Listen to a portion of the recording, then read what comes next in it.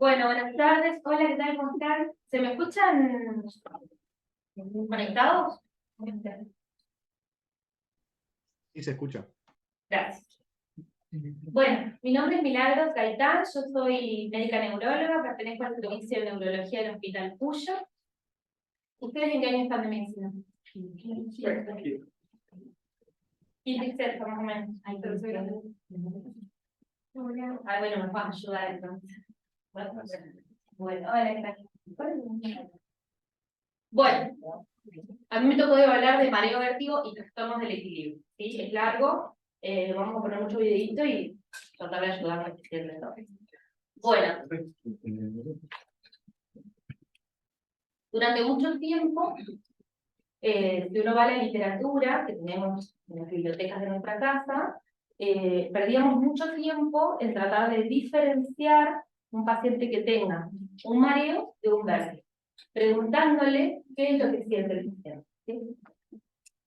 Hablamos de mareo como una sensación de distorsión o deterioro de la orientación espacial sin la necesidad de que exista movimiento, ¿sí? Incluye sensaciones como embotamiento, flotación, desvanecimiento, sensación de flojera del cuerpo. Bueno, bien. Y hablábamos de vértigo como una sensación subjetiva u objetiva de movimiento, tanto de los objetos que tengo en el campo visual como del cuerpo mismo. ¿Sí? Sensación de movimiento. Insistíamos mucho en que el paciente nos diga cuál era la diferencia, si sentía que se desvanecía, visión borrosa, se apaga la luz, o sensación de movimiento, ¿sí? De inestabilidad. También se describían otras sensaciones como le llamábamos a las sensaciones presincopales. ¿Me puedo sobre esto? Acá. La barrita lo... El síncope o el presíncope es la sensación de pérdida de conocimiento, de desmayo, de desconexión, ¿sí? De oscurecimiento visual, que se acompaña siempre de sudoración, palidez fría y caída al piso de unos segundos de duración. El desequilibrio como incapacidad o limitación para mantenerse en eje, ¿sí? En donde había un aumento de la base de sustentación, un tropezarse, caerse, ¿sí? Perder el eje del cuerpo. Y después otros síntomas como sensación de, la gente se describe como sensación de cabeza vacía se me separó la cabeza del cuerpo, sensación de tener una nube, embotamiento, presión en la cabeza, sensación sí, de cabeza pesada, ¿sí? Un sinfín de formas de describir lo que estoy sintiendo, ¿sí? Y cada vez que preguntábamos más información distinta nos ofrecía el paciente, ¿sí? Bueno, sigo yo con mis definiciones, ¿sí? Lo que dije, vértigo, sensación de movimiento mío o del espacio, el presíncope, desequilibrio, sensación de cabeza vacía, y otros términos más son oscilopsia, que es esta sensación de que yo voy caminando o voy corriendo y las imágenes que yo estoy mirando se van moviendo conmigo, los árboles, las casas, los autos, una sensación de que está permanentemente en movimiento, vertical o horizontal. Y la pulsión, sensación de que me empujan. Yo tengo la sensación de que voy caminando y alguien me empuja y me caigo para atrás, o me empujan y me caigo para adelante. ¿Sí? Esas son todas las formas que tienen de describir. Pero bueno, en el año 2007 se hizo un estudio en donde lo que se hizo fue hacerle una lista, preguntarle a los pacientes que tenían vértigo o mareo cuál era su sensación, esperar un tiempo y volvérselo a preguntar nuevamente. Y la mayoría de los pacientes cambiaban el interrogatorio, ¿sí? Algo que habían referido como vértigo, ahora lo referían como mareo y viceversa. Entonces se decidió, bueno, también se vio que pacientes con patología cardiovascular describen, dentro de sus síntomas cardiovasculares, los describen como vértigo, ¿sí? A la sensación de palpitación, de ahogo, de desasosiego, a veces la interpretan como vértigo. Lo mismo que pacientes que a veces tienen vértigo, lo describen también como o cabeza pesada o como un dolor de cabeza, una molestia, una presión, lo que dijimos hoy. Bueno, con esto quiero decir que son un sinfín de síntomas y signos que no nos llevaban a darnos cuenta realmente que tenía el paciente, ¿sí? Bueno, entonces lo que se decidió es tratar de, para categorizar el síntoma, si es mareo o vértigo, es definirlo en relación a cuánto dura esta sensación que tiene el paciente, cuánto tiempo dura y de qué forma aparece. Si aparece de una forma provocada o si aparece de una forma espontánea. ¿A qué le llamamos de aparición provocada? Aquella sensación de mareo o vértigo que aparece, por ejemplo, cuando yo cambio de posición. Y esto puede ser cuando yo estoy acostado y me levanto, cuando yo estoy sentado y me pongo de pie, cuando yo estoy de pie y me acuesto, cuando yo estoy en la cama y me giro, cuando voy manejando un auto y quiero mirar, para hacer una maniobra quiero mirar hacia atrás, ¿sí? Cuando estoy colgando la ropa y tiro la cabeza para arriba, cuando me estoy bañando y doy vuelta la cabeza para abajo, otra vez un sinfín de opciones, ¿no? Pero que el paciente insistir muchísimo, una y otra vez, en qué dijo, cómo, pero exactamente qué estaba haciendo cuando empezó, exactamente estaba, y el paciente empieza con mareo, tengo mareo. No. Ustedes tienen que dirigir el interrogatorio. ¿Qué estaba haciendo? ¿Estaba sentado comiendo? ¿Estaba acostado viendo la tele? ¿Estaba a dormir? Para identificar si hubo un cambio de posición y cuál fue ese cambio de posición, si fue en el plano horizontal o en el plano vertical, ¿sí?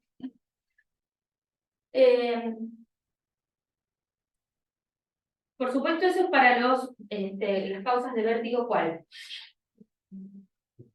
¿Qué estoy buscando cuando quiero saber los vértigos posicionales? Yo lo pregunto para encontrar pacientes que tengan vértigo posicional. Y el otro gran diagnóstico diferencial de los vértigos provocados o de los vértigos que aparecen cuando cambio la posición es el ortostatismo, ¿sí? Que es muy frecuente en los pacientes añosos, que no se marean ni tienen vértigo al acostarse, pero sí al incorporarse, ¿sí? Al sentarse.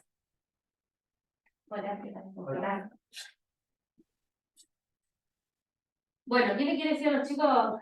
¿Qué es lo que teníamos que insistir en la pregunta? Poquito, algo. ¿Qué es lo que más le tengo que contar al paciente? ¿En qué posición se genera? ¿En qué cambio de posición? Claro. Y si se da por un cambio de posición o no. Es tratar de identificar si fue provocado por un cambio de posición. No me importa si fue mareo, vértigo, sensación de giro, no giro. Me importa si se presentó ante un cambio de posición. ¿Sí? Y el ortostatismo, les repito, se presenta no al llevar la cabeza hacia atrás o al llevar la cabeza al lateral, sino cuando me levanto y muevo el cuerpo completamente de la posición acostada a la posición parada. ¿Por qué? Porque hay una desregulación del sistema vascular que no me acompaña, ¿sí? Yo habitualmente cuando estoy acostada y me levanto debo tener una suba de la presión arterial alrededor de 20 milímetros de mercurio. Cuando me falla el sistema de autorregulación, esto no sucede, entonces yo al ponerme de pie tengo palidez, sudoración, puede haber algo de temblor y siento la sensación de mareo, ¿sí? Es lo que percibe el paciente, sobre todo el paciente añoso le pasa esto, que se levanta muy rápido, que no está bien hidratado o que tiene fallas en la regulación autonómica, ¿sí? ¿Se entiende? O problemas cardíacos, así que vas a que investigar. Bueno.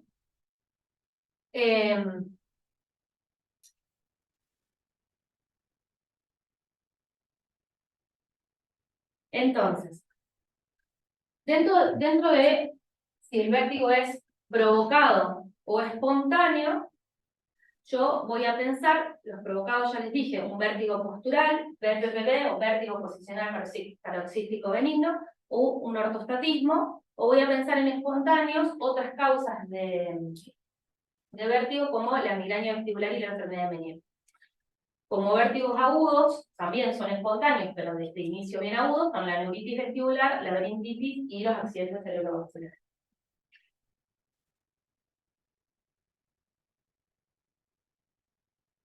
Bueno, entonces, dos preguntas dijimos que necesito para evaluar el mareo vértigo. Uno es si es provocado o no, qué lo provoca, y el otro es cuánto dura. Esa es la segunda pregunta que yo tengo que hacer. No me importa si gira o no gira, si se le nubla la vista o no, cuánto dure. Y ahí sí, yo tengo que consignar la duración para pensar en las causas. Y en la duración yo tengo vértigos que duran segundos, que como ejemplos más importantes tengo 3, la paroxismia vestibular, los mareos cardiogénicos porque son muchos, ¿sí? Y los vértigos posturales. La paroxismia vestibular es como la neuralgia del trigémino. Es igual, son vértigos, me mareo, se pasa, me mareo, se me pasa, me mareo. O sea, son muy cortitos y muchos a lo largo del día. ¿Sí? Como una neuralgia del trigémino, que bueno, patología aparte para estudiar en algún momento. Los vértigos que pueden durar de horas a casi un día, casi 24 horas, es la migraña vestibular y la enfermedad de Meniere. Los vértigos de minutos, vamos a encontrar los accidentes isquémicos transitorios de territorio vertebrovascular, la migraña vestibular, pacientes con ataques de pánico, hipotensión ortostática, la hipoglucemia como causas, como para pensar, ¿sí? Y ya de días, ahí me está faltando poner migraña vestibular y el síndrome vestibular periférico. El síndrome vestibular periférico radica su diferencia con el BPPV en la duración. ¿Sí? El BPPV empieza y termina, puede repetirse, pero empieza y termina en el día, y el síndrome vestibular periférico el paciente no se mejora. ¿Sí? Está más de 24 horas sin mejorarse. ¿Sí? Hola, ¿se escucha? Sí.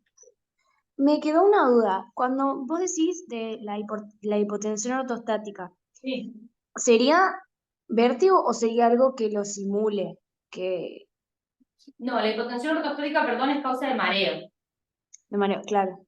Solo que ya no lo consignamos más como tratando de identificar si dijo mareo o vértigo, porque a veces dicen vértigo y es hipotensión ortostática. A veces dicen Ah, listo. hipotensión ortostática. Buenísimo, gracias. ¿Eh? Una diferencial. Sí, pero sí, el mareo, el cardiogénico es mareo. ¿Mm? Bueno, y lo mismo, acá yo repito, soy un poco repetitiva, pero que se propuso esta clasificación en 2018 en Newman-Zucker, en donde lo que hablamos es cuáles son la duración, se basa en la duración de los síntomas, qué lo desencadenó y si tiene o no síntomas asociados. Ahí se agrega algo más que si tiene o no síntomas asociados. Es vértigo más, y depende con qué lo asocio, dónde me voy al síndrome. Como dice, no habla de la calidad y descripción de los síntomas, sino de la duración y los factores desencadenantes. ¿Hasta ahí es claro? Sí. Y repito una vez más la clasificación como para que uno vuelva a masticar los temas. El síndrome vestibular agudo son episodios que duran 24 horas o más, el primero de allá, no sé si lo ven, como las causas benignas o periféricas, la neuritis vestibular y la laberintitis, ¿sí? Muy similares en los síndromes, muy cerquita los dos. Las causas graves o centrales, los accidentes cerebrovasculares, ya vamos a ver AICA y PICA, que son dos arterias del sistema nervioso central del territorio posterior que nos dan síntomas vertiginosos. Son dos, ustedes las tienen que estudiar, pero son poquitos. Bueno. Y el síndrome vestibular, dentro de los paroxísticos, o sea, de los que aparecen en forma no provocada, pero espontánea, o sea, espontáneamente, tenemos, duran entre minutos y horas, digamos, acá unimos tiempo con forma de aparición, ¿se entiende? Lo que expliqué antes, como, claro, si paroxístico o episódico, o sea, un episodio, y es espontáneo, no lo provocó nada, y dura entre minutos y horas, y ahí tenemos lo que ya dijimos en el cuadrito anterior, la enfermedad de Meniere, la migraña vestibular.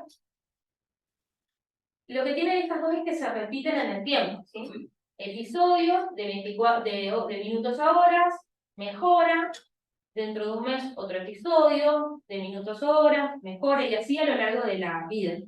Esos dos son las dos patologías más preponderantes, la Meniere y la migraña vestibular. Muy similares en características, hay una sola cosa que los diferencia. ¿Qué creen que puede ser? Les hago preguntas.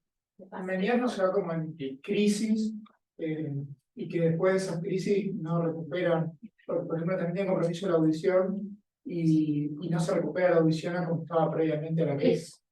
Porque la migraña vestibular la migraña es la gran simuladora y la migraña vestibular se comporta como el Menier, son crisis que sí se tienden a recuperar en el tiempo, pero el Menier tiene pérdida auditiva, la migraña no. Sí, esta es la gran diferencia entre esos dos síndromes que se presentan muy parecidos. Bien, y dentro de las causas graves, los accidentes isquémicos transitorios también del territorio posterior. ¿Sí? Y lo mismo, síndromes vestibulares paroxísticos o episódicos, pero provocados, paroxísticos o episódicos, pero provocados, y ahí tenemos que duran segundos, y ahí tenemos el BPPV, y abajo la hipotensión postural, secundaria a alguna afectación cardíaca o alguna afectación, alguna enfermedad de base que pueda tener el paciente. Bien. Acá bien. Espérenme que me tengo que orientar. Voy a empezar acá. Bueno. Entonces, hasta ahí tenemos vértigo y mareo, ¿sí? Más o menos cómo lo tengo que manejar para identificar, se van a acordar, es fácil. No tengo que estar 2 horas, pero, o sea, puedo preguntarle qué sintió, cómo lo sintió, pero más que nada necesito anotar estos 2 datos que son fundamentales. Y entonces ahí, en 2009, se publicó un estudio que se llama HIMSS, en donde ellos utilizan 3 parámetros del examen físico para definir todas las patologías del síndrome, del síndrome vestibular, ¿sí? Que son, 1, el test de impulso cefálico, el test impulsivo cefálico. 2, el nistagmo. Y 3, la desviación oblicua, se llama desviación oblicua, o prueba de desviación oculocefálica, ¿sí? Y el plus, que es la audición, pero bueno, eso es otro.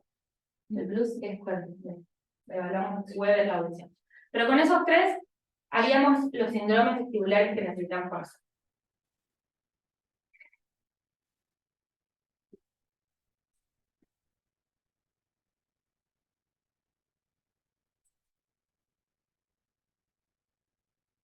Bueno, no es menor lo que se que en realidad en este estudio lo que se demostró es que con este examen físico supera la resonancia de la tomografía. ¿Por qué? Porque cuando yo tengo un paciente con vértigo, la tomografía, ¿en cuánto a mí me sirve para llegar a un diagnóstico?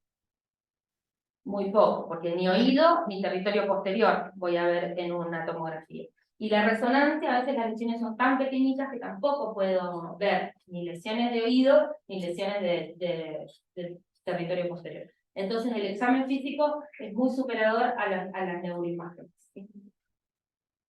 Bueno. Vamos uno por uno. Vamos para atrás. Ustedes ya han estudiado nistagmo. ¿Vamos a empezar con ese? No, vamos. ¿Tienen? Porque yo necesito... Vamos a empezar con el primero, que es el test impulsivo cefálico. ¿Sí? El test impulsivo cefálico, yo lo que voy a hacer con el paciente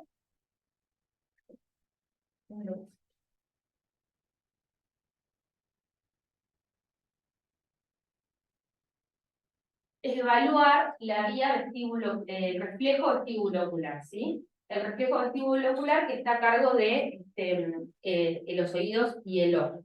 Entonces lo que yo voy a provocarle al paciente es una sacudida rápida. Ustedes saben que cuando yo giro la cabeza a la derecha, mis ojos, gracias a este reflejo vestibulo-ocular, giran en el sentido contrario, ¿sí? ¿Para qué? ¿Cuál es mi objetivo de tener un reflejo vestibulo-ocular? Mi objetivo es mantener una imagen en el punto fijo, ¿sí? Para poder verla. Entonces yo, cuando gire la cabeza para allá, mis ojos van a ir en el sentido contrario, ¿sí? Cuando giro la cabeza para allá, mis ojos van a ir hacia el otro lado. Cuando giro la cabeza para arriba, mis ojos bajan. Cuando giro la cabeza para abajo, mis ojos suben. Bien.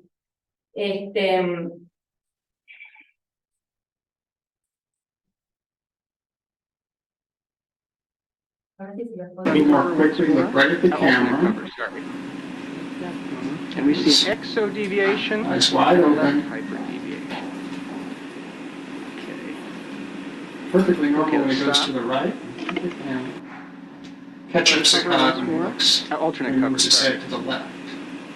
And we see an exodeviation and a left hyperdeviation. Normal when he moves his head to the right. Okay, let's stop. Lo vamos más grande, esperen. Normal when he moves.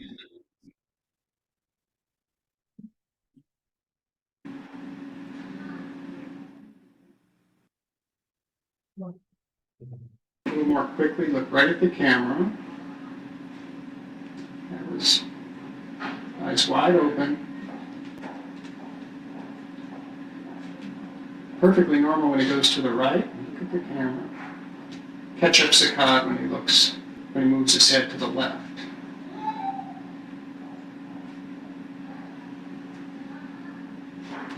Normal when he moves his head to the right. Bueno.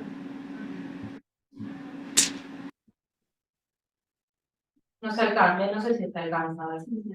¿Se alcanza a ver? Sí. Es ahí. Bueno. Necesito un paciente. Bien, bueno, esto es lo que yo quiero decir, pero acá para ir acá mirando la cámara que te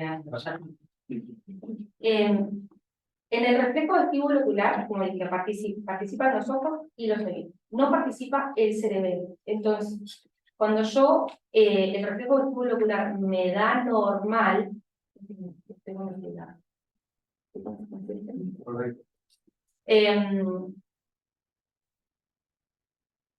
cuando el reflejo vestibular me da patológico, yo tengo que pensar en una patología vestibular, en una patología periférica, ¿sí?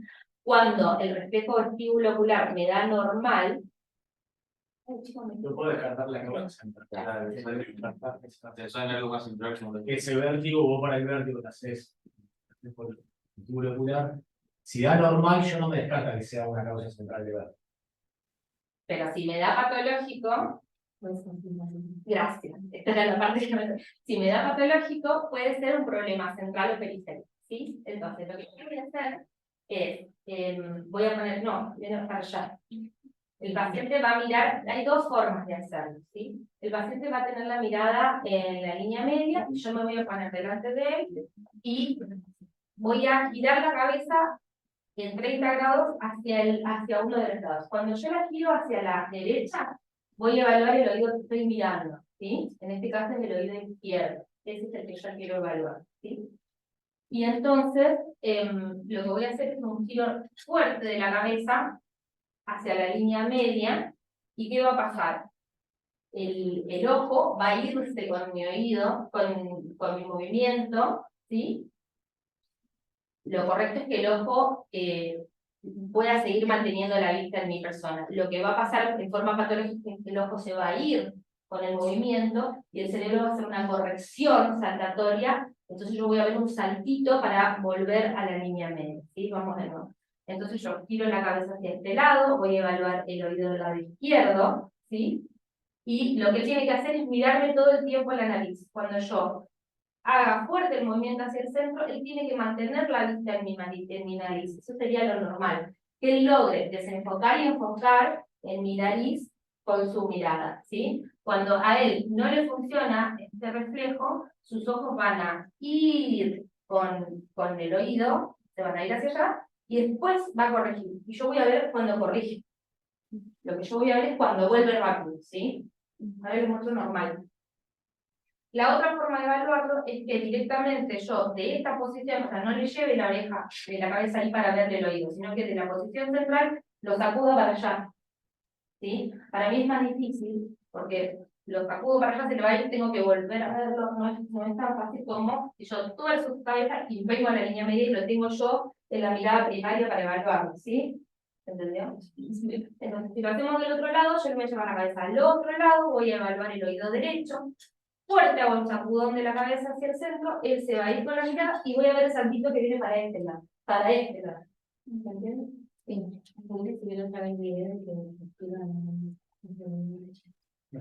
Buena paciente. Porque acá tengo el normal y el patológico, pero me parecía que lo que yo estaba viendo acá era el normal. Pues no. Normal when he moves to the right. Bueno, ahí lo tienen.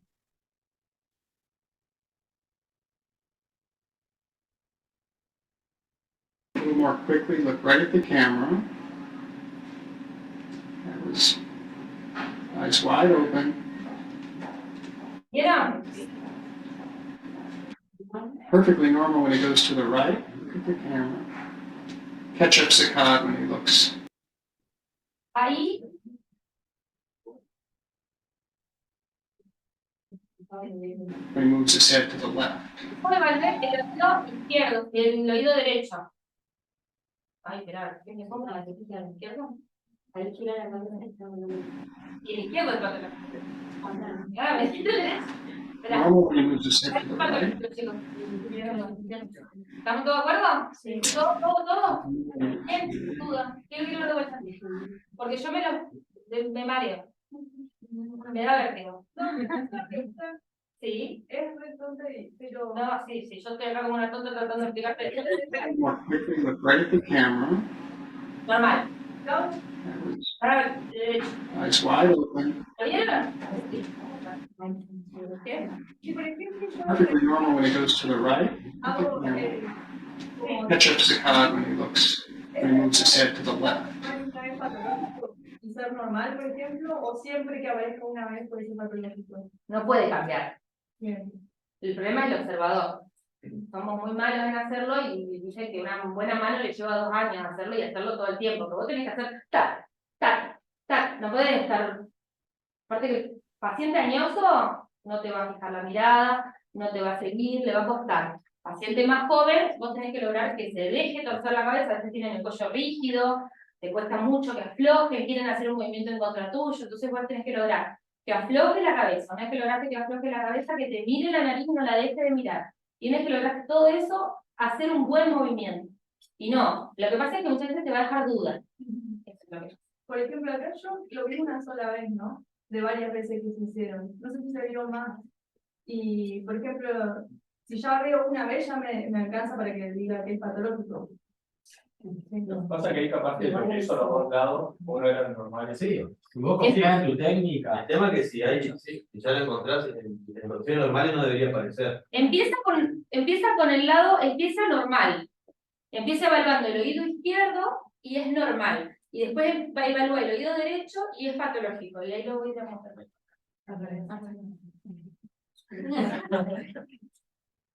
Empieza evaluando el oído derecho. Los que están en las casas, ¿me entendieron? Empieza evaluando el oído derecho y es normal. Y después evalúa el oído izquierdo y es patológico. Y ahí vamos a verlo.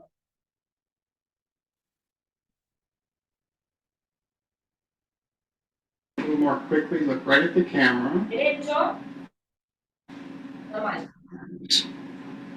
Eyes wide open. Normal. Perfectly normal when he goes to the right. Look at the Salta. camera. Ojo. Ketchup Saccade when he looks. Normal. When he moves his head to the left. Derecho. Normal when he moves his head to the right. Bueno, y ahora es Normal normal when de he verdad. moves to the right. A little more quickly, look right at the camera. Normal. Perfectly normal when he goes to the right. Look at the camera. Ketchup Saccade when he looks. When he moves his head to the left.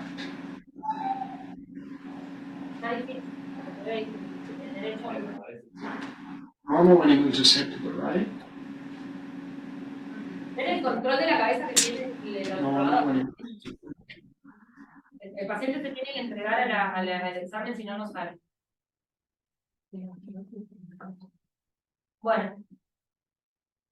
Entonces, ahí abajo ven, test impulsivos cefálicos, ¿sí? Las patologías periféricas dan una prueba positiva. Una pregunta, entonces si es patológico, sí o sí no habla de una alteración periférica, Sí. y si es normal, por lo menos nos habla de que la parte periférica está bien, y no nos da datos de la parte central. Si es normal, no te deja saber lo que está pasando. Ni si, o sea, puede ser una alteración periférica con el test normal. Sí.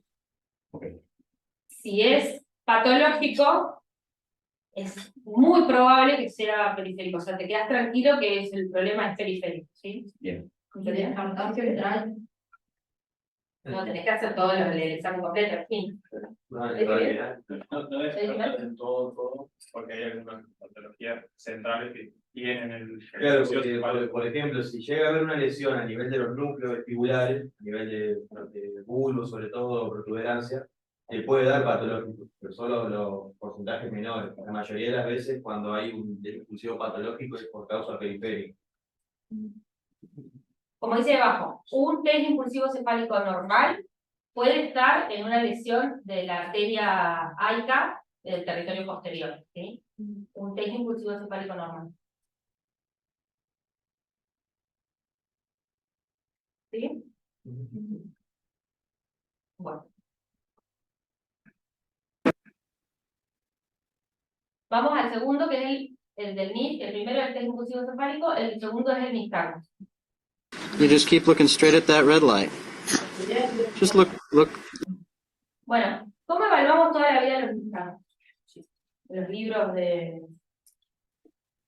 Sí. Con el dedo, muy bien. Corre el dedo delante de la mirada del paciente y ¿qué busca? Los movimientos arcádicos y correctivos. Bueno, pero yo primero voy a mirar cuál de las tres miradas. O sea, voy a usar el plano horizontal y voy a evaluar la mirada primaria. O sea, yo primero le hago abrir los ojos al paciente y lo miro. A ver si en la mirada primaria el paciente ya viene con un movimiento ocular. ¿Sí? Ese movimiento ocular puede ser un movimiento horizontal o un movimiento vertical. ¿Sí? En el caso de los vértigos periféricos, yo voy a buscar movimientos horizontales, ¿sí? En el caso de la mirada primaria, en el caso de un vértigo central, puedo encontrar vértigos nistagmus verticales, ¿sí? Pero cuando yo evalúo la mirada horizontal, el nistagmus horizontal, lo veo en la mirada primaria, ¿y ahí qué hago? Llevo el dedo hacia la derecha, por ejemplo, y persiste ese nistagmus, ¿sí? En la misma dirección. Se llama nistagmus unidireccional, ¿sí? Lo tiene en la mirada primaria y lo tiene a la derecha, ¿sí? Y lo tiene con mayor intensidad a la derecha. ¿Qué estoy tratando de buscar ahí? ¿Qué estoy tratando de decir? La ubicación de la patología, digamos, en ese caso estaría a la izquierda, porque la fase rápida siempre es contraria al sistema de audición. Muy bien, lo que le está explicando es que nosotros con el movimiento ocular, el nistagmus, tenemos una fase lenta y una fase rápida. Si yo tengo una lesión en el oído del lado derecho, voy a tener una fase lenta del nistagmus hacia la derecha y una fase rápida hacia la izquierda, que es la que veo. Entonces, si yo tengo en la mirada primaria un nistagmus que bate a izquierda, yo pienso que mi problema está a la derecha, ¿sí? Y si ese nistagmus, cuando alejo el dedo de la lesión, bate con más potencia, me sigue afirmando que el problema está a la derecha, ¿sí? Si se mantiene hacia el mismo lado, si mantiene la misma dirección. Ahora yo vuelvo con el dedo de la línea media, y voy con el dedo, me acerco hacia el lado de la lesión, y el nistagmus persiste en menos potencia, pero sigue batiendo hacia la izquierda, completo el cuadro, completo el síndrome de un nistagmus unidireccional, que está en las tres miradas, mirada primaria, derecha e izquierda, unidireccional, izquierda, o sea, con una patología derecha, y entonces digo que cumple con ¿qué ley? Cumple con la ley de Alexander, que significa que agrava el movimiento cuando lo alejo de la lesión. ¿Sí? Yo fomento más la simetría y el nistagmus se vuelve a poner más intenso. ¿Se entendió? Entonces, yo tengo 3 grados. Grado 1 aparece solamente en la mirada conjugada de los dos ojos hacia un lado. Grado 2 aparece en la mirada conjugada de un lado y al frente. Y grado 3 cuando aparecen las 3 posiciones. ¿Sí? Yo tengo 3 posiciones. Mirada primaria, derecha e izquierda. ¿Sí? El mayor grado es cuando aparecen las 3 posiciones cumpliendo la ley de Alexander. ¿Sí? Más potente a medida que me alejo del lado de la lesión. ¿Se entendió? ¿Quieren que lo hagamos, que lo digamos de nuevo? ¿Lo vemos?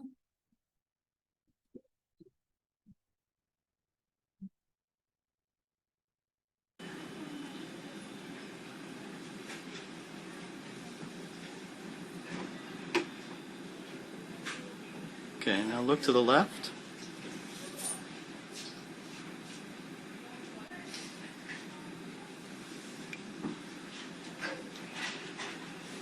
Look straight. Look to the right.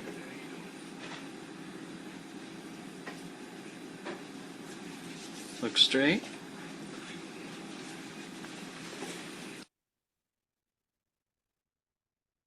Espere que miro el otro. Y ahora me dicen que bien. Ah, pero ya tiene los tips. Puede ser. Este es el que va ahora. You just keep looking straight at that red light. Just look there. Yeah, that's great. Now what I want you to do is look to the right. Now look to the left.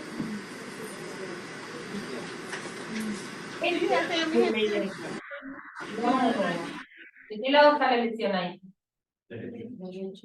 Derecho. Vamos de nuevo. Esta es la ley de Alexander. El problema está en el lado derecho, entonces el paciente en la mirada tiene un nistagmo que dice mucho. You just keep looking straight at that red light. Just look there. Yeah, that's great. Now what I want you to do is look to the right. A la derecha minora, porque va a la elección. Now look to the left. Cuando la alejo de la elección, lo llevo a la izquierda, empeora mucho. Entonces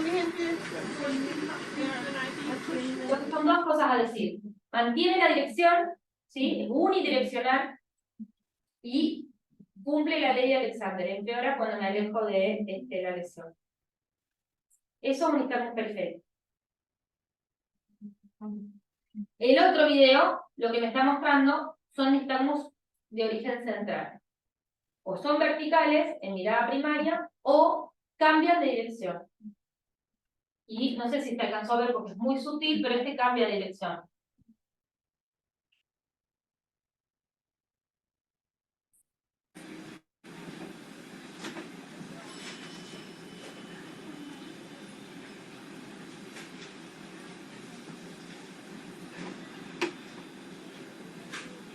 Okay, now look to the left.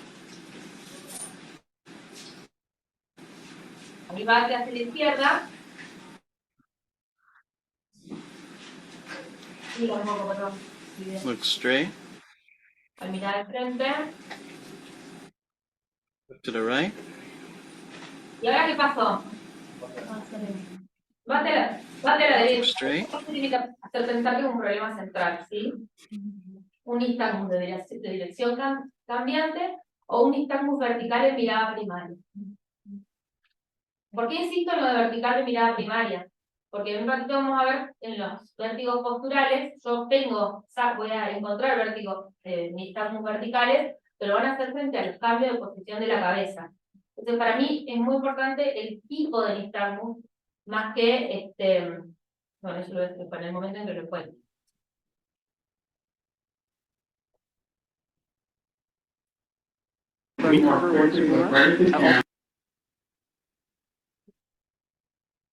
Bueno, entonces ahí va arriba nistagmus, ¿sí? Periférico, unidireccional, horizontal, y cumple la ley de Alexander, y el central es de dirección cambiante, puede ser también horizontal o vertical, pero no cumple con la ley de Alexander, ¿sí? O antes se llamaba también disarmónico, ¿sí? O mucho nistagmus para poco vértigo, o mucho vértigo para poco nistagmus. ¿Vieron los síndromes disarmónicos que ahora usamos el libro?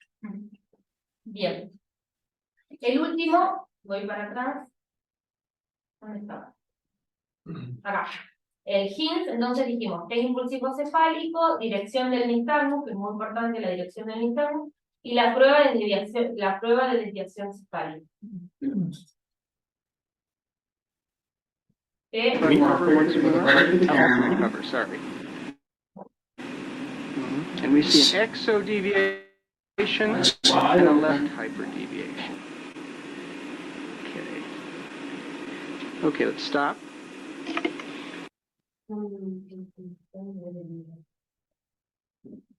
Uncover once more. Alternate cover, sorry.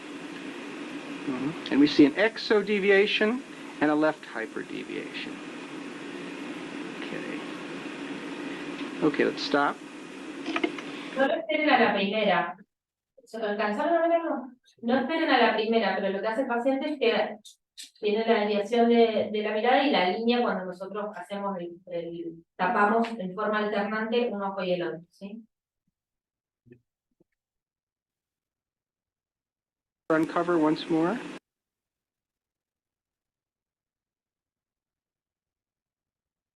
Alternate cover, sorry.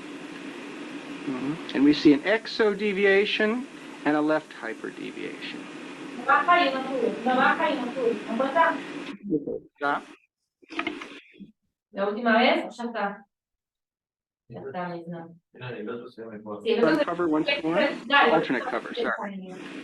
And we see an exodeviation and a left hyperdeviation. Okay. Okay, let's stop. Ahí está.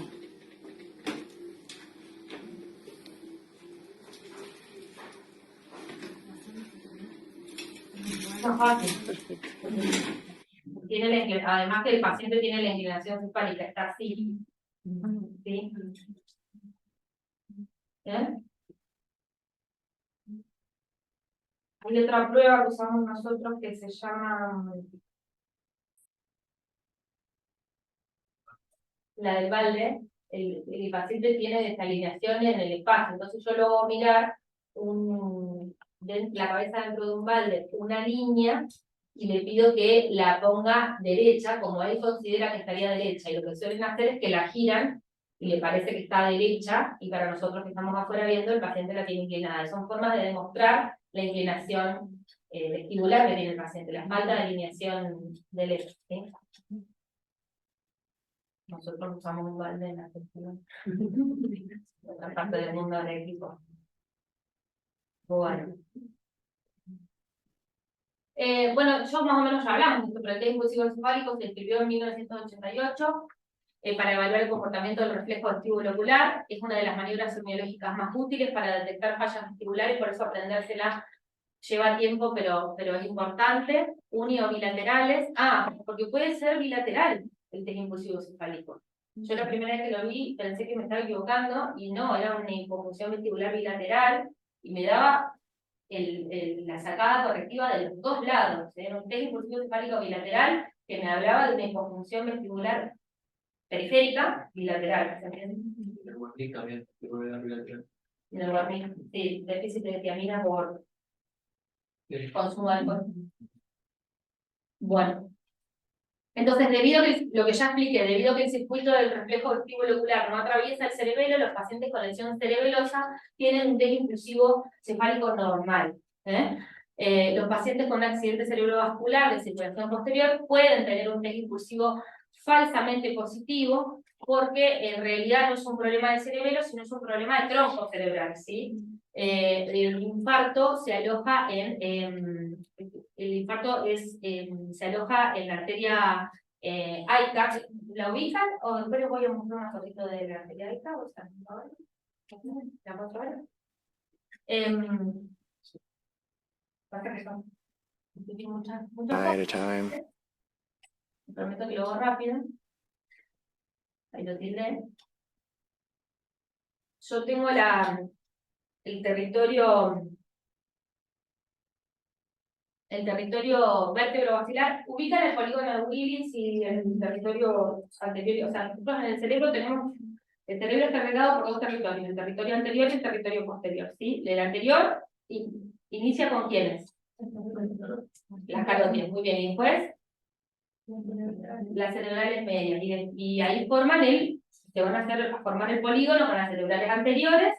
Bien, y desde atrás vienen ¿quiénes? Las vertebrales, que se van a unir para formar la basilar, que es la que va apoyadita toda delante del tronco cerebral, para después dar las cerebrales posteriores.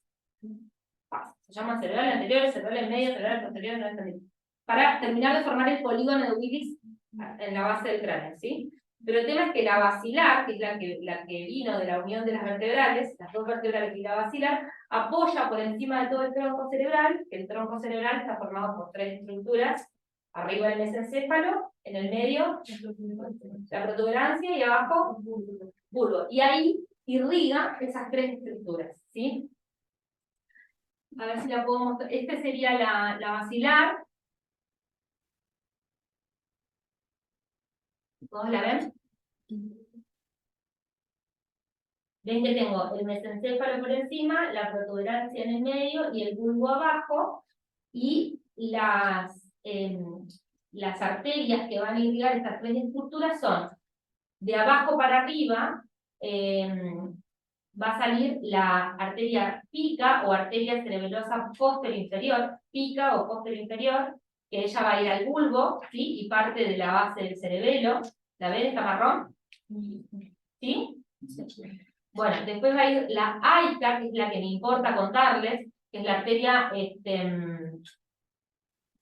cerebelosa anteroinferior, que si la ven en este otro dibujito, ¿la ven acá? Directamente sale de la basilar. ¿Sí? Yo tengo las dos vertebrales, que son estas de acá abajo, estas dos grandotas, que vienen por el cuello, se meten y me hacen esta enorme arteria que es la basilar, y de esta salen las picas, las aitas, lo digo muchas veces, las aitas. Repítanlo conmigo. Que son las arterias cerebelosas anteroinferiores. ¿Sí? ¿Por qué me importa esta arteria? Porque da una ramita que es esta, porquerita acá, que se llama arteria laberíntica. ¿Y a dónde va?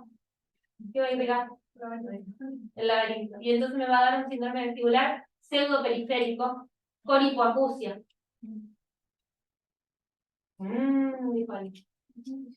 Vamos a ver acá. Por supuesto que le voy a buscar otras lesiones de protuberancia y le puedo buscar cosas del cerebelo como para terminar de hacer el cuadro. Ay, pero se me filtra la computadora. Pero bueno, tome un mate mientras se desfilda la computadora. ¿Murió?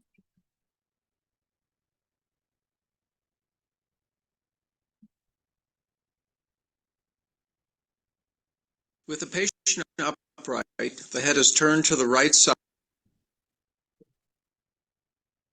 Entonces, lo que yo decía que... ¿Acá era? Sí. Los pacientes con accidentes cerebrovasculares y circulación posterior pueden tener un test impulsivo cefálico falsamente positivo o anormal debido a un infarto que involucra la región donde el nervio vestibular ingresa al tronco cerebral, o por compromiso directo de oído interno por una isquemia laberíntica. Cuando se produce el test impulsivo anormal en un paciente con una ACV, la audición con frecuencia está afectada. Entonces yo me tengo que agarrar mucho de la audición para sospechar este problema, ¿sí? Fíjense que yo me agarraba de la audición para el Meniere y ahora me agarro de la audición para esto, o sea que son estas dos patologías que yo voy a estar ahí todo el tiempo tratando de ver si estoy bien orientada.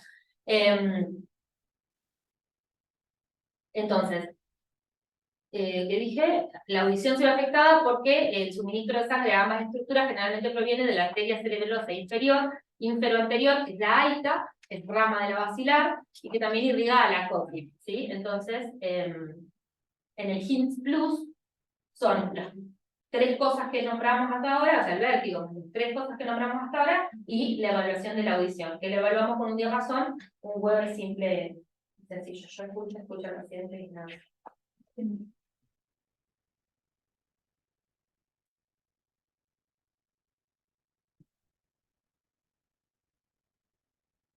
Bueno, entonces, de todo lo que hicimos, teníamos tres: el test impulsivo cefálico, la dirección del nistagmus y la prueba de desviación cefálica. A little more quickly, look right at the camera. Siempre patológica. One eye at a time. Hasta vuelta.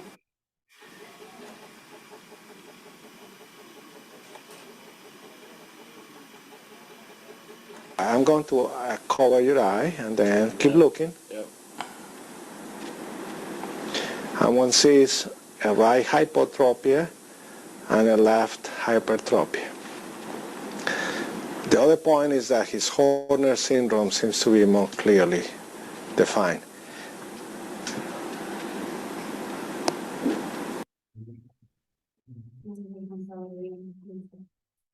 One eye at a time.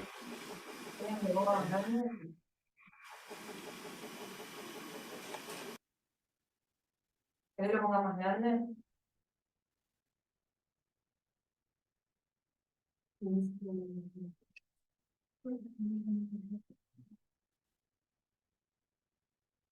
eye at a time. Oh. One eye at a time.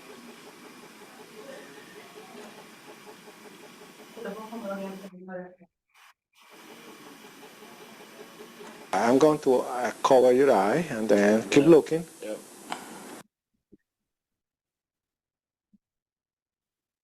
Pero, chicos, tengo toda la intención.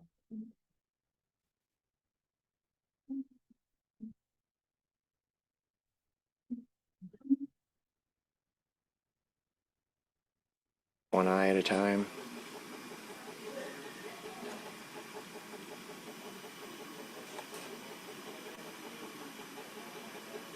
I'm going to cover your eye and then keep looking. Yep. And one sees a right hypotropia and a left hypertropia. The other point is that his Horner syndrome seems to be more clearly defined.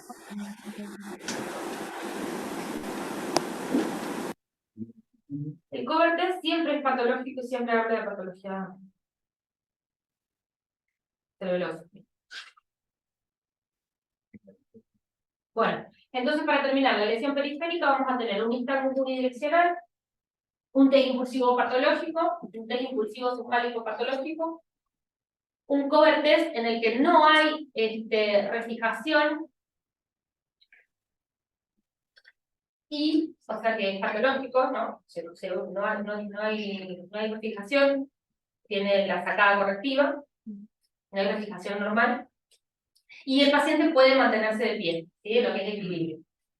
Y la lesión central, el nistagmus es unidireccional, podría ser, o de mirada en el nistagmus que cambia de dirección, ¿sí? De mirada es cuando voy a la derecha, bate a la derecha, cuando voy a la izquierda, bate a la izquierda, es un nistagmus que cambia de dirección, un TEG impulsivo cefálico normal, un cover test, ustedes me miraban porque yo estoy diciendo malas cosas, yo no me corregí.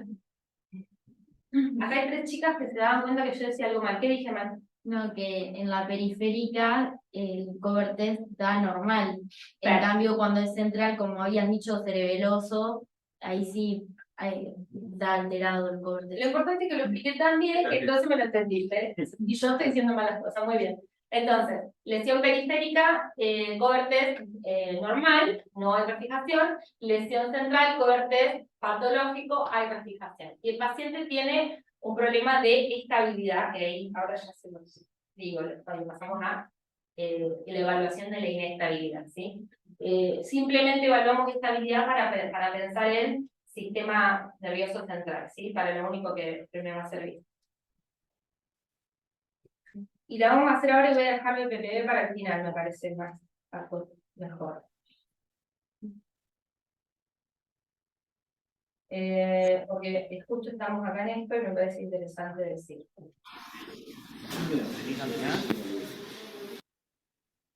Bueno, nosotros en una época... Pero. Ah. Vamos. Fíjate que si él se agarra.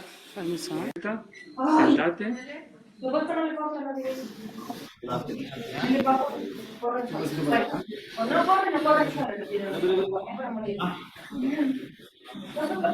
muy importante hablar del equilibrio porque nosotros en una época usábamos muchísimas pruebas como ser, díganme ustedes, ¿qué pruebas usábamos para el equilibrio?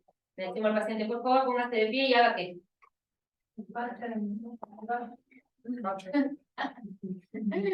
Posición de firme. Posición de firme, cierra los ojos, ¿cómo se llama esto? Me sale muy bien. Posición de firme, cierra los ojos, romper. Y después lo otro que le hacemos hacer, romper sensibilizado con un pie adelante y otro atrás. Lo otro que le hacemos hacer, La marcha en tablero, que es pan y queso, un pie delante del otro. Lo otro que le hago hacer, la marcha en estrella, la estrella de Da Vinci. Le hago cerrar los ojos y le digo que haga 5 pasos para adelante y 5 pasos para atrás. Primero con ojos abiertos, luego con ojos cerrados, y que lo repita todo lo que pueda y el paciente empieza a hacer esto, ¿verdad? Con las posiciones. ¿Y qué más le hago hacer? Marcha en estrella, tándem, romper, y me falta una. La marcha en el lugar, el paciente hace... Bueno. Lo que se vio es que todas esas maniobras, si muestran pulsión, en un síndrome vestibular periférico, pueden mostrar pulsión. La idea es que el paciente tenga una tendencia a caer. Es esta, lo otro que no dijeron es la Varani, no, la maniobra estática de Varani. Tenemos estática y dinámica. Los índices de Varani, que también voy a mostrar, porque yo pongo mis índices aquí del paciente, y le hago cerrar los ojos y el paciente empieza a inclinarse hacia un costado o a abrir uno de los brazos. ¿Sí? Bien, todas esas maniobras para buscar pulsión carecen de valor patognomónico. Yo no me puedo tomar de esa pulsión, si yo solo encontrar una pulsión, no tengo nada. ¿Sí? Si yo le hago cerrar los ojos y el paciente gira completamente, no me alcanza para decir que tiene una patología, ¿sí? Porque pacientes, personas en condiciones normales tienen pulsión también. Si ustedes se ponen a hacerse ahora todo ese tipo de maniobras. El único que seguimos usando todavía es el Romberg y la marcha en tándem para evaluar la pulsión en el contexto de toda la evaluación neurológica. Y después lo otro que evaluamos son las taxias, ¿sí? Eso es lo que a mí sí me sirve para ver, para sumar a este cuadro neurológico. Entonces, las taxias, también por definición, hace muy poco se graduaron en 3 niveles. Grado 1 es una inestabilidad leve o moderada para el paciente estar de pie, pero puede caminar solo, ¿sí?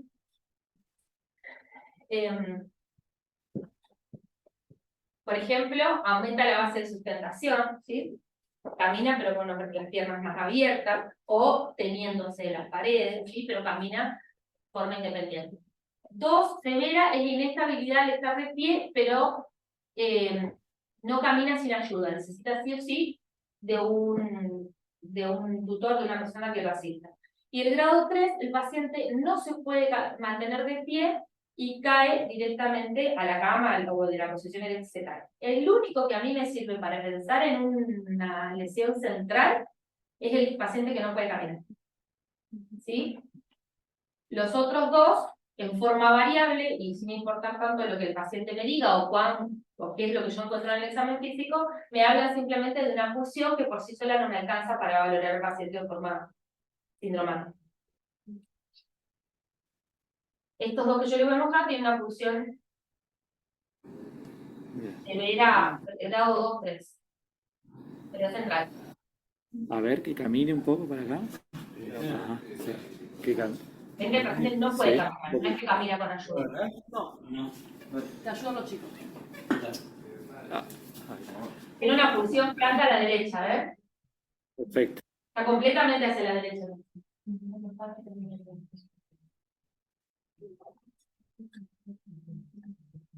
Se tiene que agarrar para caminar. Esto no es. Tiene una pulsión a la derecha. ¿Sí? Vamos por eso. Ya que si yo lo suelto se me cae. Vamos para atrás. Vamos para atrás. Ve que no. Es...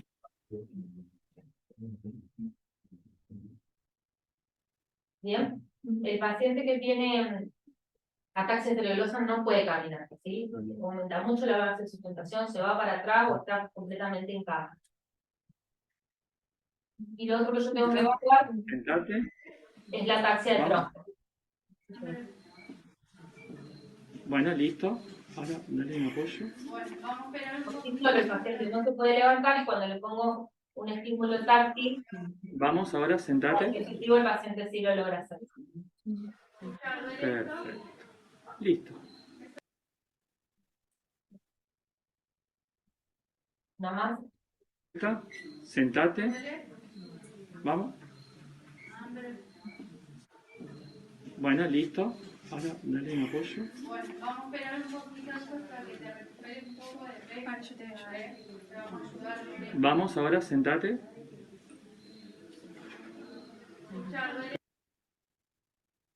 Bueno, no, y esto simplemente es un cuadrito para mostrarles que el síndrome vestibular periférico, la última columna del síndrome vestibular periférico, ninguno de los 72 pacientes evaluados en este estudio tuvo una ataxia de grado 3, ¿sí? Sí, grado 2, grado 1, pero ninguno grado 3, y ninguno tuvo un test impulsivo cefálico positivo. Negativo. Perdón, los 72 de los 72 tuvieron un test impulsivo cefálico positivo. ¿Se entiende lo que quise decir? De los 72 pacientes evaluados, todos tuvieron un test impulsivo cefálico positivo y ninguno tuvo una ataxia de grado 3. Para verlo, lo importante que son estas dos maniobras en el examen físico junto con las que dijimos. Bueno, para ir terminando, ¿qué ves? Bueno, y pasamos al PPV, que es más divertido. La patología cerebelosa, el cerebelo puede dividirse anatómica y funcionalmente en dos partes. Una es el centro o el vértice cerebeloso, ¿sí? El centro del cerebelo, que esta se encarga de inhibir el reflejo vestíbulo ocular, ¿sí? Lo que hablábamos hoy. Entonces, cuando el cerebelo está, bueno, mantiene la estabilidad del entorno ocular y cuando está lesionado, esa supresión se libera y libera la visión sobre el nistagmo vestibular. A ver. ¿Me ayudan a hacer el reflejo vestibular? ¿De la maniobra? Sí. La inhibición del güey. Sí, sí. Vamos pidiendo al paciente que, digamos, que Acá porque te pidió la cama. vale, ponga, digamos, los brazos en la posición, que mire los pulgares y tratar de lateralizarse lo más que pueda. Si en condiciones normales, uno debería poder seguir, digamos, con la mirada a los pulgares. Eso sería, digamos, la maniobra normal de la inhibición del borde. La otra forma que la hacemos es con un martillito para evitar que el paciente la afecte con su mano, con un martillito que lo apoyamos sobre la cabeza y lo hacemos seguir la punta del martillito, ¿sí? Y vemos que el paciente mantenga la fijación. Si descompone el movimiento, ¿sí? Estamos frente a una inhibición del borde alterada. Entonces estamos hablando de patología cerebelosa. Y la otra parte del cerebelo, que son los hemisferios laterales, están más bien encargados del seguimiento y de las sacadas correctivas. Para lo cual, yo lo que hago es, pongo mi dedo frente a la visión del paciente, en el campo visual del paciente, y se lo hago seguir. Lo normal es que el paciente sea capaz de seguir mi dedo, refijando la mirada para mantener el foco todo el tiempo. Y lo patológico sería que cuando yo desplazo mi dedo por delante de su campo visual, el paciente tenga que hacer sacádicas correctivas para mantener fija la lesión. Entonces lo que yo voy a ver es que el seguimiento lento está alterado, ¿sí? Lo normal es que un paciente siga de forma continua el objeto que yo le desplazo frente a la visión, y cuando no lo puede hacer, ustedes van a ver que está completamente refijando la mirada, ¿sí? Esos dos, tanto la inhibición del borde como el seguimiento lento, y una que lo voy a mostrar acá, son patologías cerebelosas, ¿sí? Las sacádicas correctivas, yo lo que tengo que hacer es un objeto delante de la mirada del paciente y mi dedo. Yo pongo mi dedo y un objeto, y le digo que mire en forma alternante el objeto y mi dedo, el objeto y mi dedo, el objeto y mi dedo. Y el paciente tiene que ser capaz de focalizar las dos imágenes en forma alternante y no pasarse o descomponer el movimiento, ¿sí? No tengo video para mostrarles, pero tanto el seguimiento lento como las sacádicas, ¿cómo se dice? Los estímulos sacádicos y el reflejo, la inhibición del reflejo vestíbulo ocular están controlados por el cerebelo. Si yo tengo alteración, tengo que pensar también en patología central, ¿sí? Y cuando vamos a decir, patológico. ¿Qué es lo que ves cuando es patológico? Y por ahí, digamos, vemos que la mirada no sigue, como que la mirada se queda fija y hace las sacádicas correctivas para seguir al. Claro, porque vos puedes pensar que para entender por qué se da la inhibición del borde, está, como explicó Milagros, el reflejo vestíbulo ocular, que lo que hace es cuando nosotros miramos hacia la izquierda, los ojos van de manera contralateral, como para poder seguir viendo un objetivo a pesar de los movimientos cefálicos, ¿sí? Pero ¿qué es lo que pasa si nosotros queremos ver algo que está en movimiento? Por ejemplo, el partido de tenis, ¿viste? Que vos vas y querés seguir viendo la pelota así. si este seguimiento lento no existiría, esto yo no lo podría hacer, porque si yo giro la cabeza para un lado, los ojos irían para el otro. En cambio, si yo quiero girar la cabeza y seguir viendo la mirada, esto se llama el seguimiento lento. En condiciones normales esto es superior al BOR. El BOR se tiene que inhibir, o sea, que mis ojos vayan para el otro lado se tienen que inhibir para yo poder seguir viendo el seguimiento lento. En cambio, ¿por qué hablas de la inhibición del BOR? Justamente es eso. Se tiene que inhibir este BOR, o sea, que los ojos se vayan para el lado contralateral para que yo pueda seguir el objetivo como se está moviendo. Cuando hay una patología del cerebelo, esta inhibición del BOR, que es normal, no se puede dar. Entonces, por eso, yo no puedo seguir el objetivo, no puedo seguir acá el objetivo, y tengo que hacer, digamos, en sacádica correctiva para poder ver. Claro, los ojos, digamos, como que se pueden llegar a quedar, y tengo que empezar a hacer sacádica correctiva para seguir el objetivo. ¿Entendés? Muy bien. Gracias. Bueno. Nada, y esto era simplemente yo te lo había puesto lo mismo para que repasemos la circulación posterior y anterior y ver que en la circulación posterior estaban estas arterias, que era la alta, que irriga el laberinto, y nos puede dar un pseudo síndrome vestibular periférico con compromiso auditivo. ¿Sí? Esto era lo que queríamos mostrar.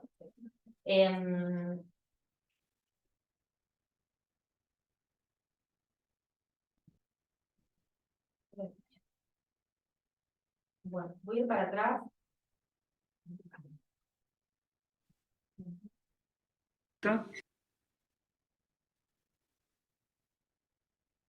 Bueno. ¿Se acuerdan el otro de las patologías que teníamos que ver? Eran aquellas patologías que eran vértigos provocados y de segundos de duración, ¿sí?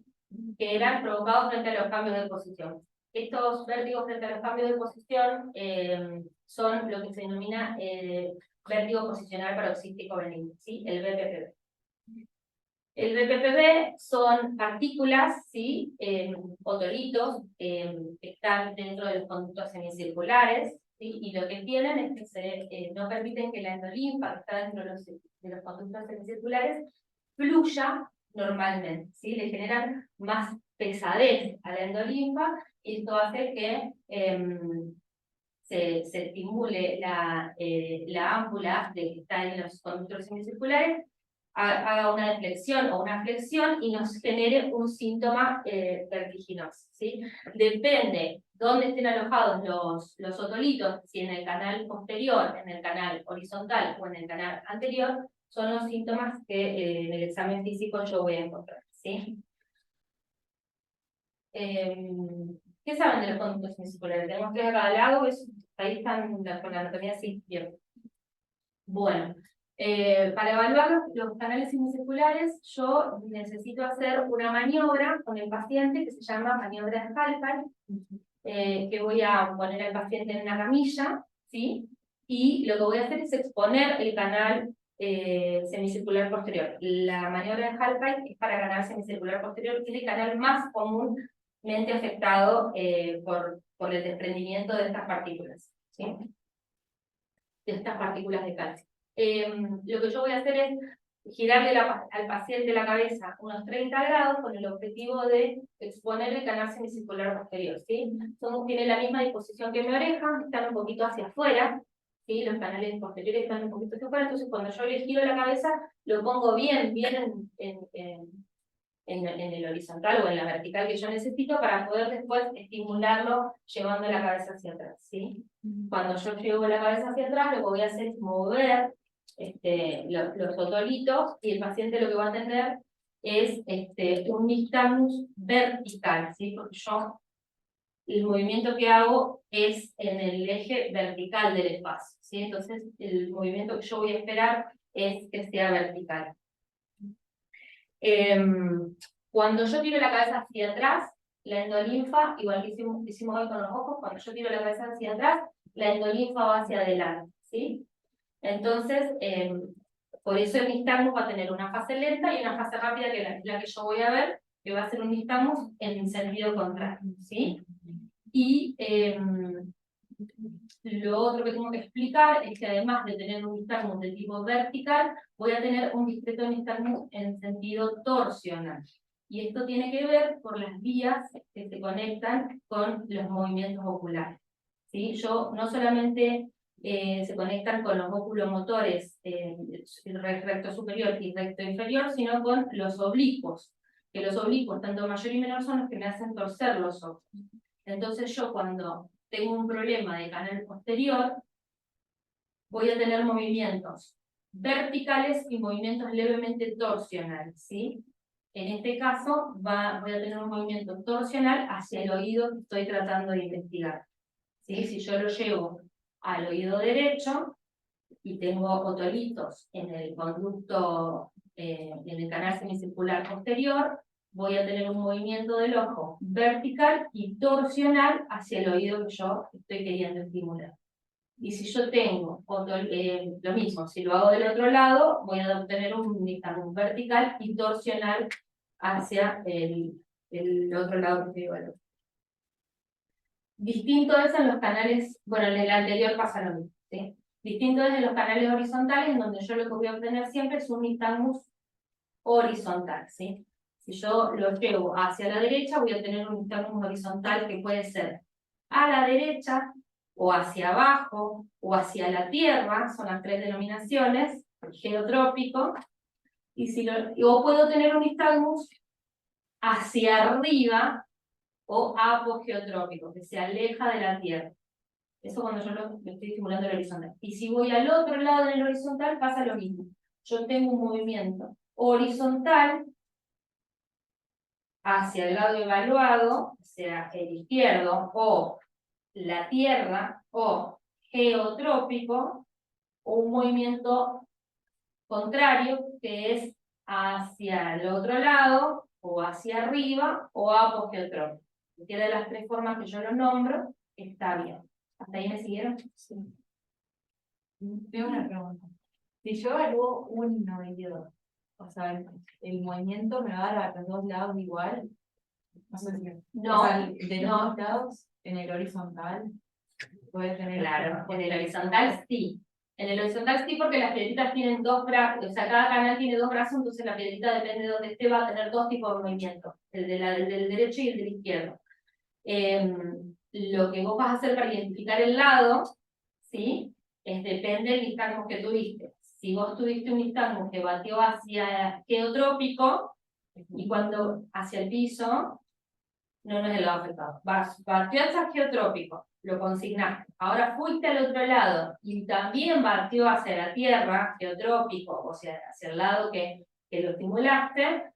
Vos ahí para identificar el lado tenés que fijarte cuál fue el más fuerte, cuál fue el nistagmus más intenso. Si lo llevaste a la derecha y fue geotrópico, horizontal, geotrópico y a la derecha, y lo llevaste a la izquierda y fue horizontal, geotrópico, a la izquierda pero más chiquito, tu lado afectado es el que te dio más fuerte. ¿Se entiende eso? Siempre horizontal. ¿En la evaluación hacen la diferenciación si es brazo anterior o brazo posterior? Sí. ¿Lo ven? Lo inferís. Porque después el tratamiento es diferente. El tratamiento es diferente. Sí, lo inferís y lo reposicionás. Depende, porque si es geotrópico, es brazo posterior. Y si es apogeotrópico, es brazo anterior. Y en general los apogeotrópicos necesitas pasarlos a geotrópicos para después terminar. O sea, necesitas hacer doble maniobra. Sí. Si yo apogeotrópico, quiere decir que yo me fui a la derecha y el movimiento nistagmico no fue hacia el piso, hacia la tierra, hacia la derecha, fue hacia la izquierda, o hacia arriba, o apogeotrópico, lo consigno. Y voy al otro lado, y me pasa lo mismo, es al revés, hacia arriba, hacia el lado no evaluado, o apogeotrópico, ahí el patológico va a ser el de menor intensidad. ¿Sí? El menos fuerte. Como dice Griselda, yo necesito corregir primero ese nistagmo, ese movimiento, convertirlo a apogeotrópico y después volverlo a la normalidad.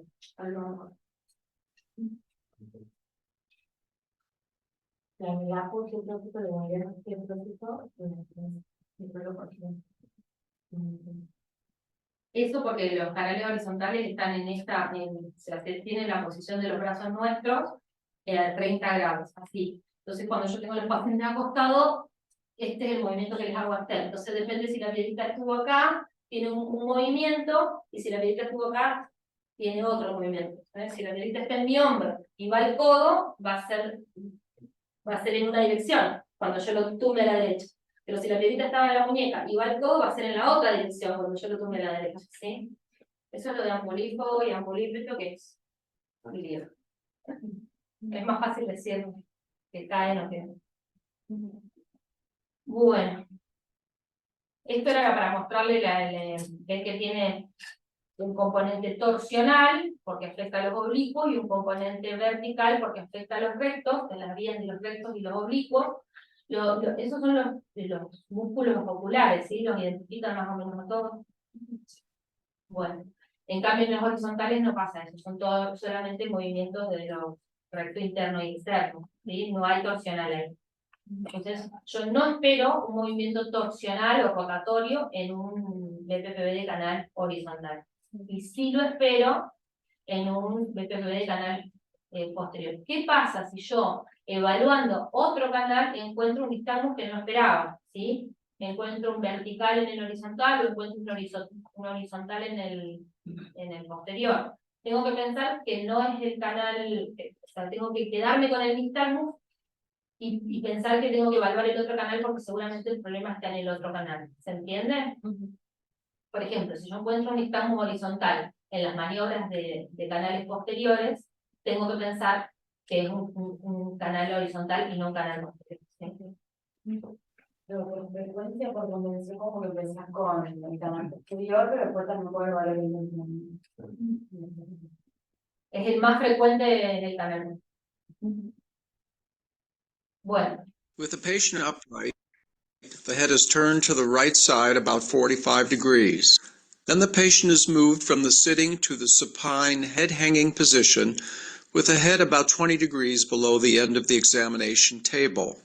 During this maneuver, the orientation of the right posterior semicircular canal lies in the sagittal plane, and the free-floating otolithic debris in the posterior canal move down and away from the ampulla. The resulting nystagmus is upbeating and torsional, with the upper poles of both eyes beating toward the lowermost. Bueno, ven el dibujo como yo, el canal, cuando yo lo tengo al paciente en la posición 90 grados, el canal está levemente hacia afuera, igual que la oreja. Entonces, cuando yo giro un poquito la cabeza del paciente, el canal posterior se pone perfectamente en dirección hacia atrás. Y entonces ahí cuando lo vuelco, yo logro la caída de las piedritas.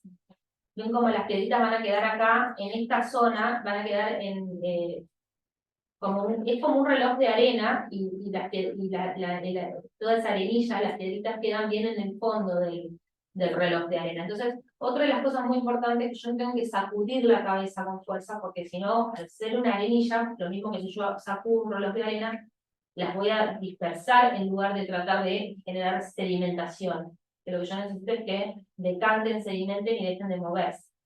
Una vez que yo las logré poner en esa posición, voy a llevar la cabeza del paciente completamente al otro lado, van a quedar en esa posición, y cuando yo le gire la cabeza del paciente hacia el piso, las piedritas van a terminar de dar vuelta por todo el canal posterior para llegar a la ampolla y disolverse. ¿Sí?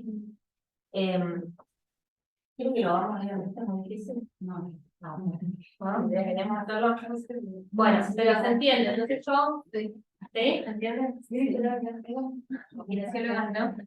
Bueno, nada, que yo, otra vez, entonces yo siento al paciente en una camilla, le giro la cabeza a 30 grados, lo llevo hacia la posición acostado y ahí observo el instante. Pongámosle que el paciente tiene un instante, un horizonte rotatorio, a izquierda en el canal posterior. ¿Cómo lo voy a hacer la maniobra de recuperación? Hay varias, pero una de las que usamos más frecuentemente es la maniobra de Epley. Aprendemos estas dos porque es el canal más frecuentemente afectado, ¿sí? El canal semicircular posterior. Entonces, la maniobra de Halpine, yo siento al paciente en la camilla, le giro la cabeza a 30 grados, lo llevo a la posición acostada, la cabeza tiene que colgar levemente de la camilla, ¿sí? Unos 30 grados, no la sacudo para tirarlo hasta el piso, sino que logro, yo necesito gravedad, que caigan por gravedad las piedritas. Entonces inclino para que lentamente las piedritas se muevan. Y espero, porque tiene una latencia, no aparece el nistagmus apenas yo llegué a la posición horizontal. Tengo que esperar unos segundos, pedirle al paciente que abra los ojos y esperar que haga el movimiento.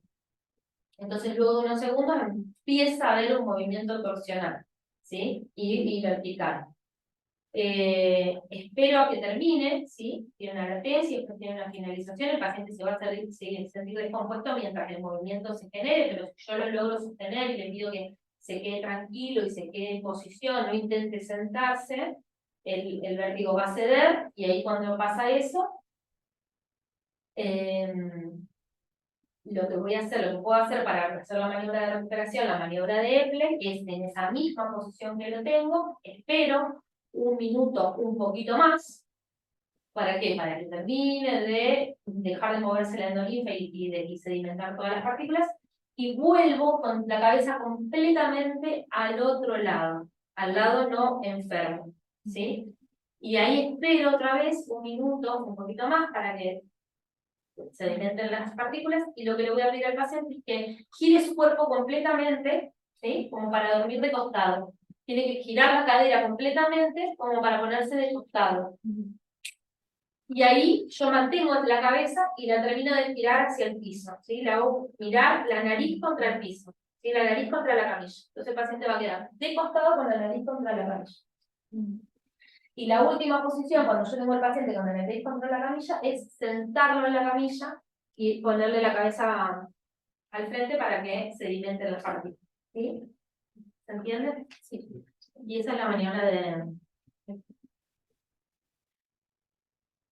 Una pregunta, si no hay nistagmo y hay sensación de mareo... From the sitting position, the patient lies down on the affected right side. Si no hay nistagmo, pero hay sensación de mareo, ¿es positivo igual? No. Yo necesito detectar el nistagmo. No.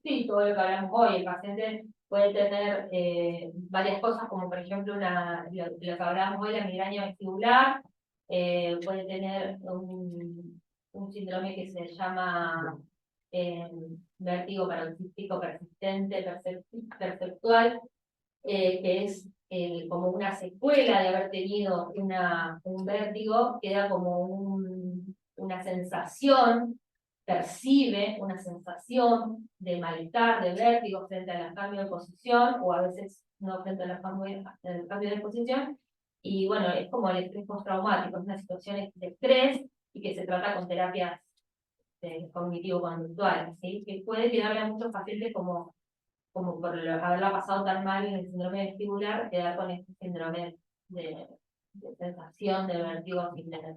Y después los ortostatismos que hablábamos hoy. Las hipotensiones ortostáticas que dan esta sensación de que cuando le mueven la cabeza se marea. Se lleva a cuenta cuando la hace sentar. Claro, el ortostatismo tiene la característica, como decíamos hoy, que no se da cuando tiro la cabeza hacia atrás, sino solamente cuando se levanta el paciente, o cuando lo siento de una maniobra de... Pero para que tengamos BPPV, tenemos que tener sí o sí las maniobras positivas. Para que las maniobras sean positivas, tienen que desencadenar el nistagmo. Eso sería fundamental. Claro. La maniobra de la vida. Bueno.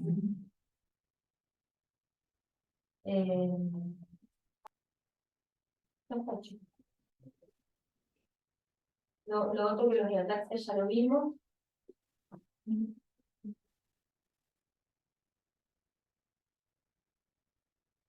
Una pregunta. Dale.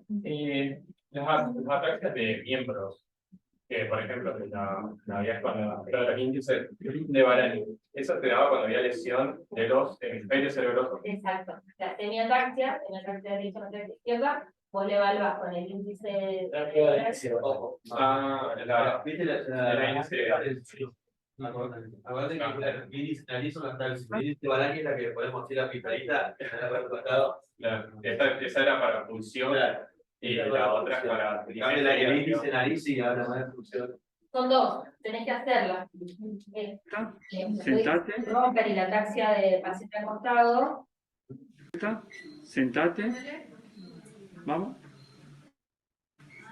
Puedo cargar los videitos, pero yo solo voy a tenés que hacer con el dedo del paciente, se toca la nariz, toca el dedo del observador, fijo o en movimiento, ¿sí? Y después talón rodilla. Con la rodilla tiene que tocar el talón, bajar por la canilla tibial y volver a la cama. Y volver otra vez a tocar el talón a la rodilla. Esto para la hemiantaxia, sí. Son equivalentes a la ataxia del tronco, pero. Claro. Sí. O sea, esas no se dan del hemisferio. Claro.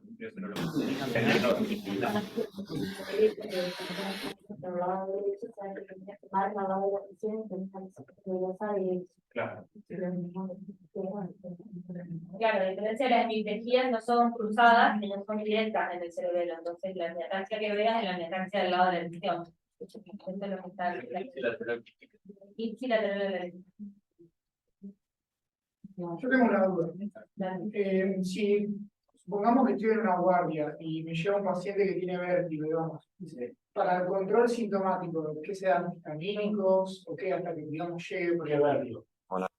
Claro, depende de eso, digamos, de si es central. Por ejemplo, si tenés un PPPB, tenés que hacer las maniobras de recuperación. Claro, aparte no tiene síntomas a menos que se desencadene el vértigo. O sea, viene un paciente a la guardia y lo que yo siempre digo a las chicas, lo primero que tienes que hacer es un buen interrogatorio. Claro.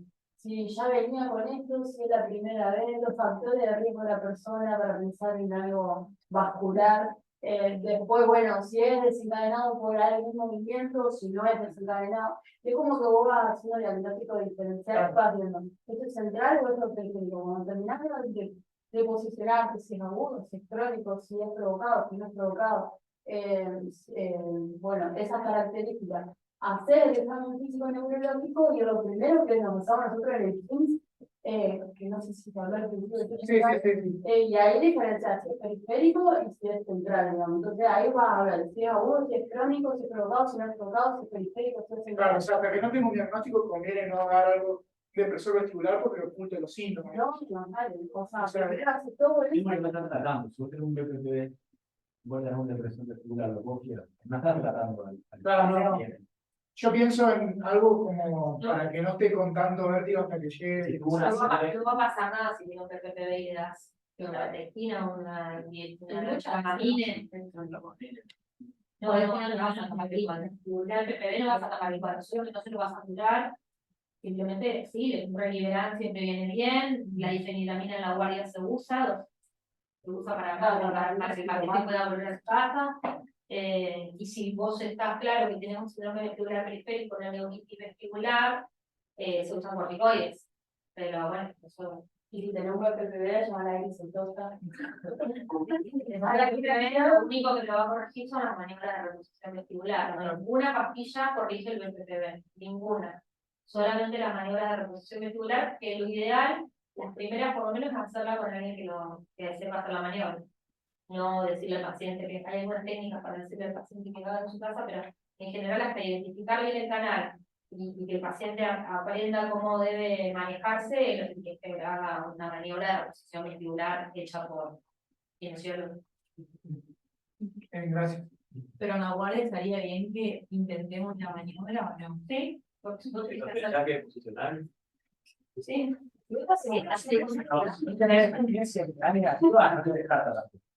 Claro, si no llaman Y tenías que haber hecho el PINS para no pensar algo central. Claro, porque lo Porque es importante como mucho más importante eso, no puedes arrancar con. como que si no te salieran en el El PPB no va a tener un nistagmus en la mirada primaria. O sea, vos vas a saludar al paciente, vas a cerrar los ojos y no va a tener un nistagmus. Va a tener solamente cuando vos hagas la maniobra, cuando el paciente haga la maniobra, el movimiento. Por ahí también, cuando tenés poca experiencia, esto que vos decías hoy de la velocidad, podés convertir un posterior en horizontal y eso es un problema. Claro, por lo cual está unido. Entonces, cuando vos agarrás el reloj de arena y lo sacudís, volás la piedrita a todos lados. Entonces, lo que se hacía antes, que era sacudir la cabeza del paciente contra la camilla, que lo golpeaban contra la camilla, no se hace más. Se usa la gravedad. Entonces, yo tengo que hacer una buena inclinación y esperar para que y el paciente está a veces muy sintomático y no les permite hacer eso. Entonces, darle confianza al paciente, que el paciente se agarre de tenerle la cabeza todo el tiempo, toda la maniobra, tenerle la cabeza para que el paciente tenga confianza y acompañarlo en todo el gesto. Que abra los ojos.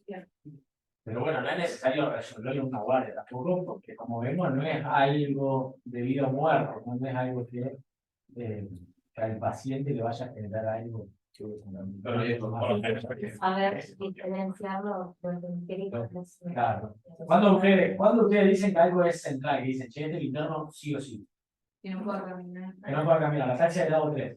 Ese paciente, central. ¿Qué otro más? Distal vertical. Distal vertical. Bien, ese también, de cajón. El power. ¿Qué otro distal? De mirada. Vayan cambiando de sentido. Primero sea para un lado y después para el otro. Eso es. Sí, porque por ahí horizontal, después vertical, eso sí, está bien, está bien. Entonces, esas cosas del examen tenga físico, compromiso objetivo. Bueno, hablemos de otra cosa. otra cosa.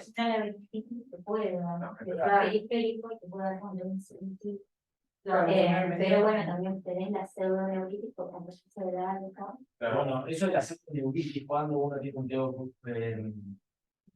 inclusive patológico en causas periféricas, o sea, uno dice, bueno, las pseudos, piénsenlo generalmente con el ABC2 que es corto, uno piensa las personas añosas y con factores de riesgo.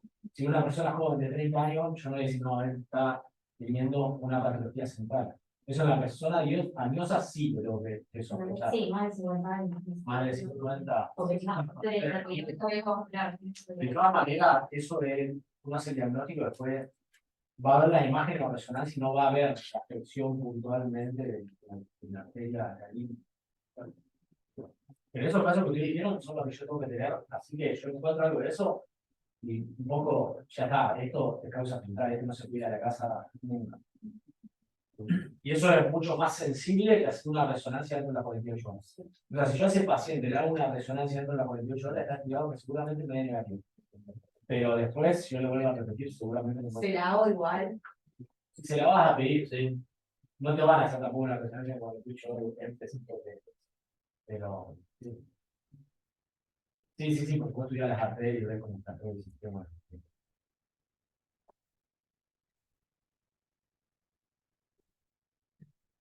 Pero como que no es o sea, no te vas a agarrar mucho de los síntomas del paciente particular, que tiene hipoxia, bueno, vamos a pensar en algo central, porque puede ser una gastritis también, entonces siempre ordenarse con el físico. Nosotros siempre nos ordenamos con eso, ¿no? Hacer un buen interrogatorio, hacer un buen examen físico neurológico, diferenciar que es central y periférico. El FINS nos ayuda muchísimo y a partir de ahí, en el contexto del paciente, ese joven, o si es mayor de 50 años, si tiene factores cardiovasculares y demás, vos vas a sacar una conclusión. Después, bueno, si es periférico, tratar la parte periférica, y si es central, se interna, nosotros podemos traer internados, los estudiamos. Y las líneas vestibulares se presentan bien sintomáticas, comienzan a tener uno con vómitos. Siempre hay que tomar en la barrera de sangre, y ahí sí lo tenés que internar, porque no pueden tomar de zafa, y ahí sí usan corticoides, comienzan a definir a mí para ellos pero siempre al skin hay que agregarle no solo el auditivo, sino las calcias. Ahí cuando uno hace el skin agregando las calcias, aumenta el auditivo, aumenta la sensibilidad El examen físico para at a time. 100% sensorial. Y una vez que haces el fin, examen físico completo. Claro, si algo central también buscar que haya focalidad neurológica. Una semana le vamos a subir material relacionado con esto.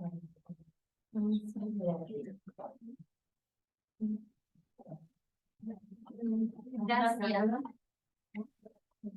Gracias.